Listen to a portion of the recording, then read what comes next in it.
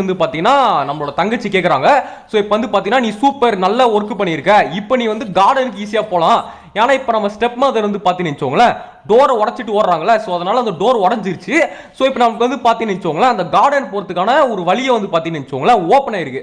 So இப்போ நம்ம வந்து கார்டனுக்கு வந்து பார்த்தீங்கன்னா ஈஸியாக வந்து மூவ்மெண்ட் பண்ணிடலாம்.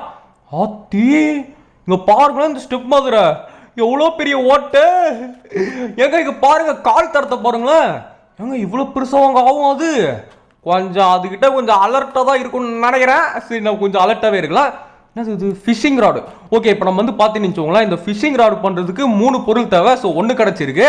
இன்னும் வந்து பார்த்தீங்கன்னா ஃபிஷிங் பைட்டு ஃபிஷிங் லைன் அப்படின்னு சொல்லிட்டு 2 பொருள் கண்டுபிடிக்கணும். ஏங்க என்னங்க இது கார்டனா? ஸோ இதில் வந்து பார்த்தீங்கன்னா வாட்டர் மெலன் இருக்கு. என்னது மோட்டர் புட்டு சுகர் இன்சைடு மோட்ரு.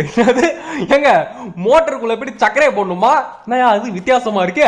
சரி போடுவோம் step step step MLA MLA மதுரு மதுரு இங்கே வந்து ஒரு மண்டையில கொட்டி விட்டுருவேன். சரி இப்போ நம்ம வந்து பார்த்தீங்கன்னு வச்சோங்களேன் என்ன பண்ணலாம்னா இந்த ஃபிஷிங் ராட் இருக்கு பார்த்தீங்களா அதுக்கு தேவையான பொருளை வந்து தேட ஸ்டார்ட் பண்ணிடலாம்.